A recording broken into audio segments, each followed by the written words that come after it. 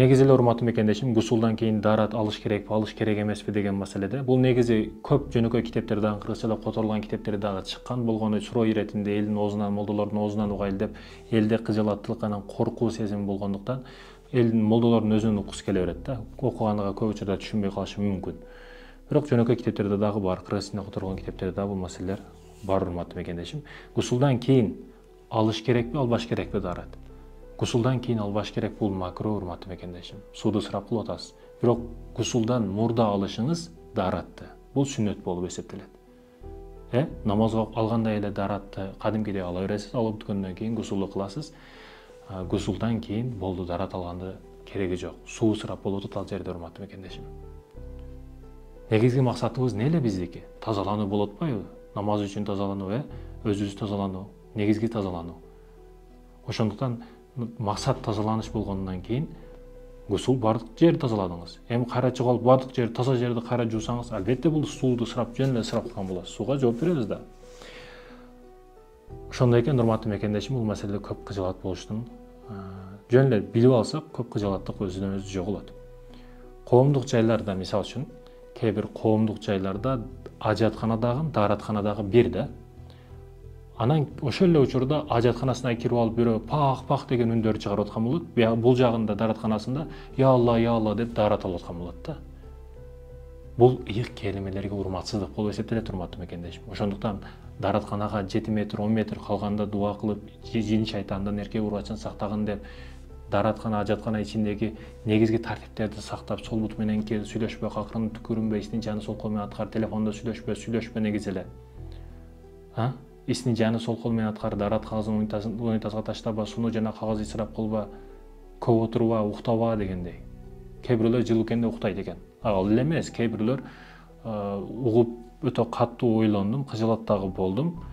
Өтө жиркеничтүү, өтө мындай пас даражадагы адам кылышы мүмкүн.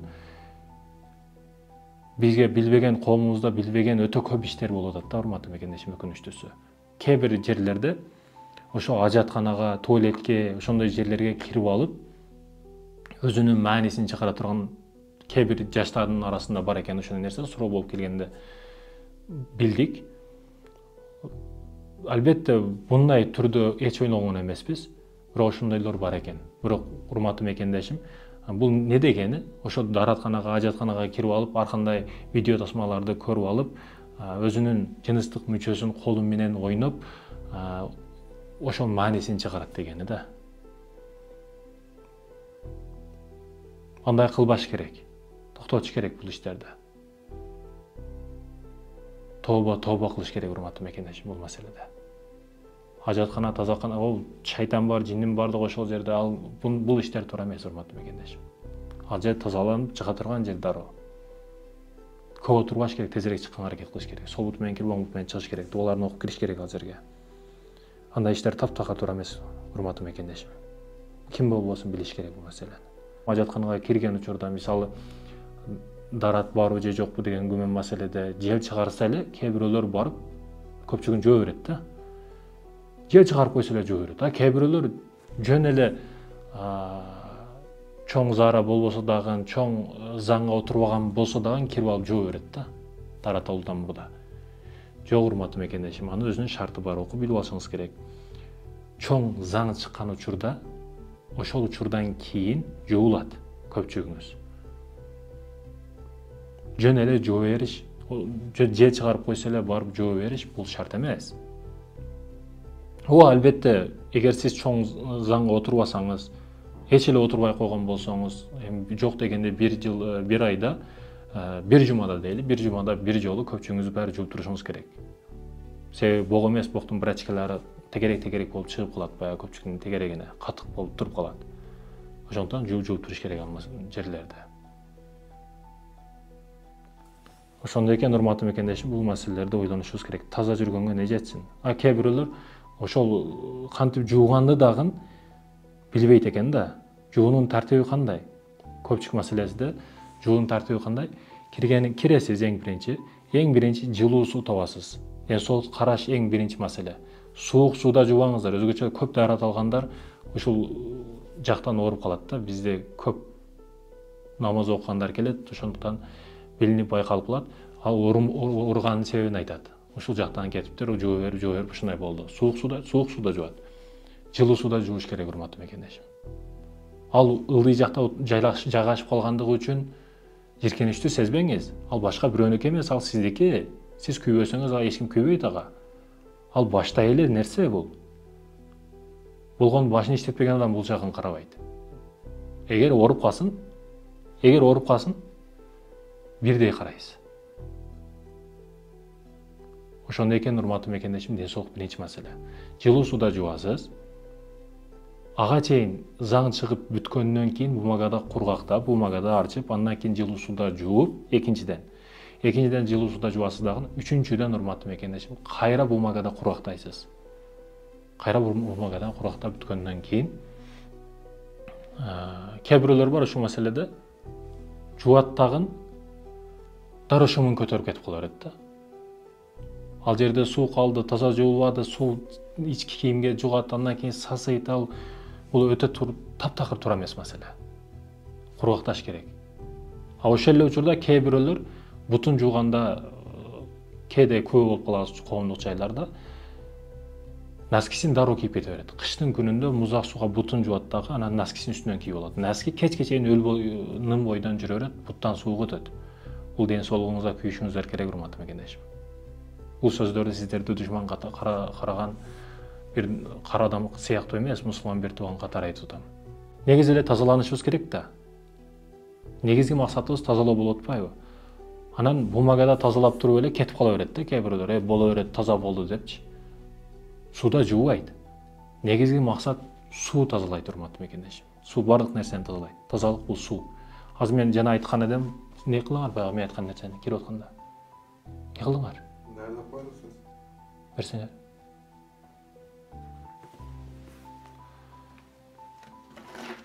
Урматтуу мекендештерим, суу дедик, негизги тазалык маселеси, мына мисалы ылай деп коелу.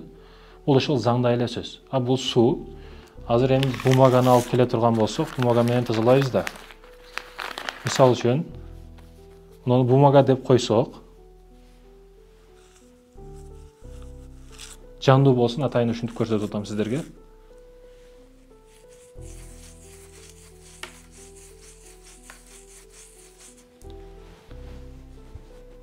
Мына, урматтуу мекендешим, бул ылай болуп калды азыр.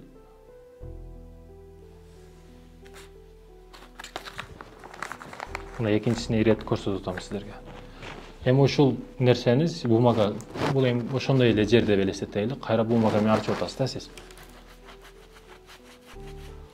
Арчсаңыз деле баары кала берет. Канча арчыбаңыз баары кала берет. Бул жерде суу турат. Сууда 1-2 жолу эле жууганда бул кетип калат. Бул жандуу болсун деп эле атайын мисал катары көрсөттүм сиздерге. Атайын ушул иретте көрсөттүм.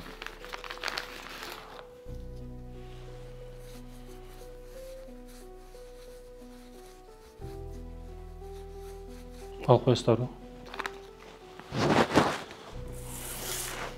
Бул китептерди дагы койсоңуздар.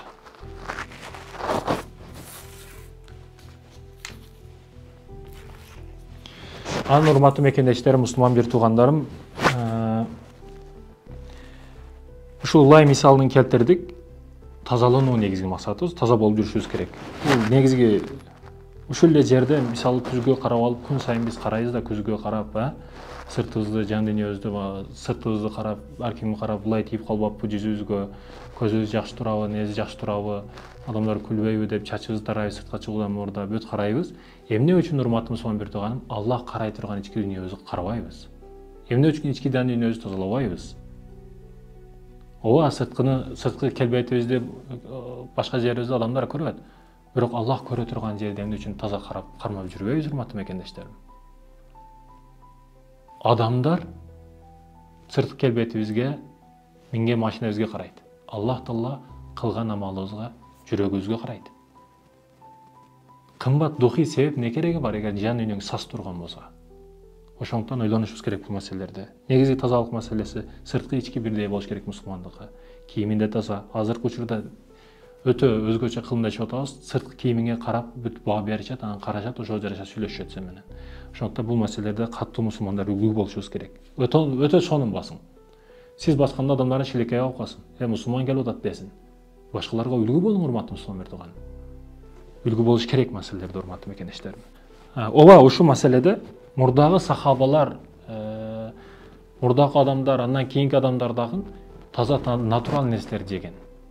Таза жакшынакай нерселер жегенине байланыштуу алардын чыгарган заңы дагы өтө каттуу болгондагы көпчүккө жайылган эмес.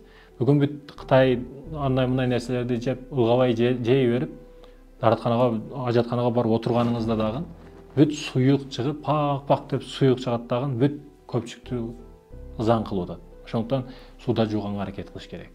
Бул маселе ошо жана кайтып кеткен маселеге байланыштуу. Ошого тийиштүү.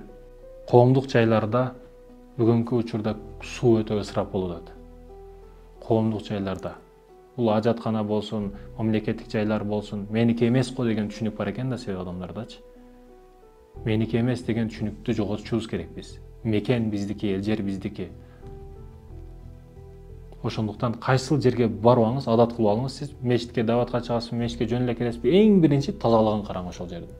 Тазалап коюң, эч нерсе болбойт. Сооп болот, текебирликтен арыласыз. Кылып коюң ошо ишти. Акча үчүн эмес, эл көрсүн үчүн эмес, мага көргөн үчүн эмес, Аллах үчүн кылыңыз. Негизги максатыңыз ушу болсун. Ошондуктан кайсыл жерге барбаңыз, кайсыл мечитке барып калбаңыз, биринчи сиздин правилаңыз, биринчи эрежеңиз мечитти тазалоо, коомдук жайды тазалоо болсун. Нас таштап кетүү эмес, сигарет таштап кетүү эмес, бумаганы каалаган жерге ыргытып кетүү эмес. Эмнеге мурда ажатканалар, дааратканалар бүт бекер эле? Себеби мурдагы адамдар тазалыкта караганда, кирип ар ким ар кандай отуруп кете берген эмес, бүгүн эшигин сындырат, жөн отурбайт, телефонун чукулап отурайт, бумагасын таштайт ар жерге, унитазга тыгып салат. Тазалыгына башкасына атайын айлык чыксын деп туалеттерге дагы акча коюп салат көп жерлерге. Биз эгер коом ар бир жерде таза карап, таза жүрө турган болсок, өзүбүздүкүн колдонгондой колдоно турган болсок, көп шарттар бекер эле түзүлүп калат бизге. Ушуну түшүнбөй атабыз да биз. Ошондуктан кайсы жерге барбайлы адат кылып алыңыз, урматтуу мекендешим. Сөз бар го, сен таза, мен таза, коом таза, коом эле эмес, бүт бардыгыбыз таза болобуз. Себеби башкаларга дагы сабак болот бул маселе. Уун чыкпастан барып бир досуңуз үйгө барган учурда ажатканага кирип чыгайын дең дагы, ажатканасын кетирип тазалап коюң. Кирген адам кыжалат болот кайра сизге. Кирип сизден кыжалат болот. Дейт. Досум башкача баары дейт. Андан кийин сиз келгенде эле эмес, башка негизи конок келип атканда тазалай турган болуп калат өзү эле. Кыжалат болбош үчүн. Урматтуу мусулман бир туугандарым, тазалык маселеси болду. Жана мен сөз айткандай көзгүгө карап бардык сыртыбызды тазалайбыз, бирок Аллах карай турган жерди дагы таза кылмай жүрүшүбүз керек. Кийген кийимибизге, минген машинебизге карабайт Аллах Таала. Жан дүйнөбүзгө, кылган амалыбызга карайт экен, урматтуу мекендешим. Биз ошол эле учурда муну туура түшүнүш керек. Аллах караган жер таза болсо болду деп каалагандай жүрө бериш эмес. Кээ бирөөлөр айтат го, жүрөк таза болсо болду деп кээ бир сойкулар айтат да. Өзү кылып аткан ишине, анан жүрөк таза болсо болду деген адам сөзү кандай ал? Кандай түшүнүш керек муну? Жок, урматтуу мекендешим. Сырттагы адамдарды исламга тартып дават кылуу үчүн адамдардын алдындагы тазалыкты дагы сакташыбыз керек. Аллах Тааланын алдында таза болуп акыретте бейишке кирүү үчүн Аллах Таала буйруган ички жан дүйнөбүздү кылган амалыбызды таза кылышыбыз керек. Ошондо элдин дагы алдында, Аллах Тааланын алдында дагы жүзүбүз жапжарык болот, урматтуу мекендешим. Тамам? Бизге бөлгөн убактыңызга Аллах ыраазы болсун, алтын башыңыздар аман болсун. Кээ бир кетирген кемчиликтерден кечирим сурайбыз. Өзүбүздүн нафсыбызда, андан кийин сиздердин нафсыңызга Аллах Тааладан кечирим сурайбыз. Ассаламу алейкум ва рахматуллахи ва баракатух.